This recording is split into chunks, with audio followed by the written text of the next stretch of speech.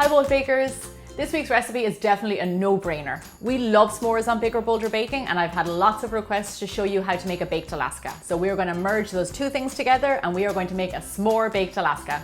Before we get started, I just wanted to share a big announcement with you.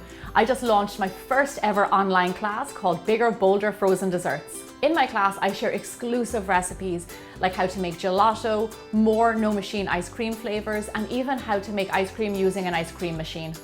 The class can be found on craftsy.com and exclusively for my bold bakers, you will get 50% off the class price. So just click the link here or in the description box below. When you join my class, I will be there answering questions with you along the way. So traditionally, a baked Alaska is ice cream, cake, and meringue on the outside. So my big and bold twist on a traditional baked Alaska is we are going to have a graham cracker base, chocolate ice cream in the middle, and then covered up in marshmallow fluff. So we are going to start out with our base, which is chocolate ice cream, and we're going to make our no machine ice cream. So in a large bowl, I'm going to add in my cream. And then we're just going to whip this up until it's soft peaks. Normally I whip this up on my KitchenAid, but this recipe is a little bit smaller, so I'm going to use a little hand mixer. And those are the soft peaks that I was talking about. This is perfect. Then just go ahead and pour in your condensed milk. I like to use fat-free as I find it's less sweet. Also, you can make your own condensed milk and I have a recipe for that on biggerbolderbaking.com along with the recipe for the s'more baked Alaska. So now just go in again with your beaters and we're going to whip it up until it's stiff peaks. For this recipe, it's really important that your condensed milk and your cream are really cold. So pop them into the fridge for at least 24 hours before you use them.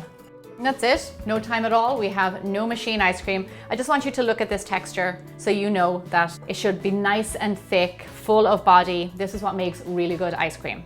So because we're making a s'more baked Alaska, we need some chocolate. So we are going to flavor this ice cream base with chocolate and it's really easy. So here I have a little bowl of melted chocolate. Now the chocolate has been melted and cooled a few minutes ago, so it is not too hot. You want it to be nice and cool before we add in the ice cream base. So this is perfect.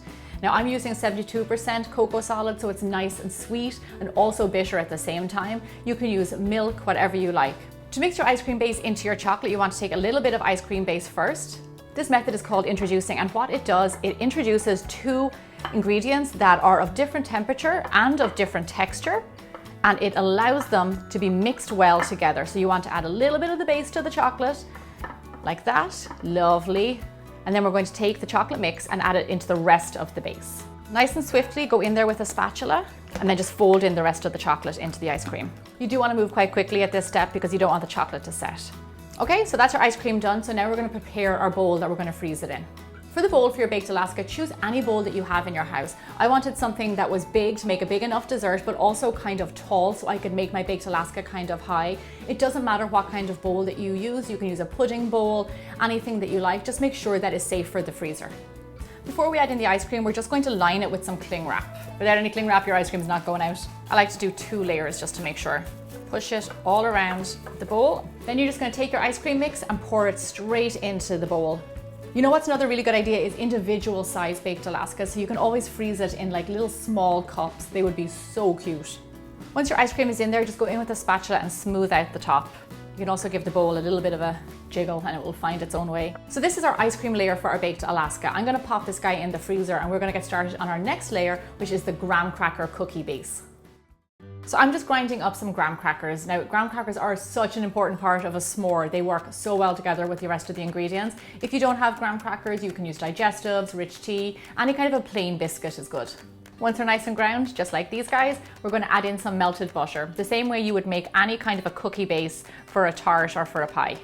It is no secret to you, I'm sure, that I love cookie bases. Love, love, love, love them. They're my favorite. Okay, and then we're just going to blend it all up together again until it comes together. Okay, so that's our cookie base, looking good. I'm going to take our chocolate ice cream out of the freezer and top it off with this. With your spatula, just gently push your crust into place. If your ice cream is still soft, then just go easy. This s'more baked Alaska is coming together pretty nicely, but I have to pop it back in the freezer to let this base set up. Now you can make this dessert up to 5 days in advance and have it safe in the freezer, and then whenever you have a party or guests coming over, you can just take it out and finish it off. So you absolutely cannot have a s'more without marshmallows, and you can't have baked Alaska without meringue on top. So here I have some of my homemade marshmallow fluff. I know a lot of you have made it already. It is such a great recipe and it is really easy to make. And this is what we're going to top our baked Alaska with. So it's been a few hours and my ice cream and my base are totally frozen.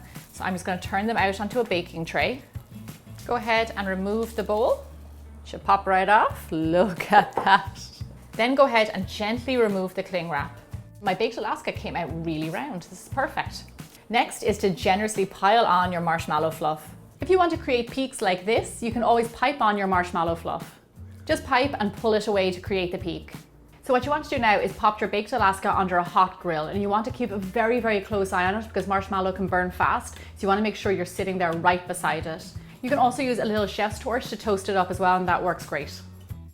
I think this dessert looks amazing. The thing about this guy is that he has to be enjoyed straight away, unfortunately. So I'm just gonna go ahead and cut myself a slice because I want to try it, and also I want to show you what it looks like on the inside. Oh yeah, this is my kind of dessert. A big thick layer of graham crackers, decadent chocolate ice cream in the middle, and then we have all the warm marshmallow on top. This is for sure a showstopper. This is just another great way to enjoy a s'more. Make sure you sign up for my frozen dessert class by clicking the link below, and I'll see you back here next week for more bigger, bolder baking. This is tasty, Kevin. It is. The ice cream is really good.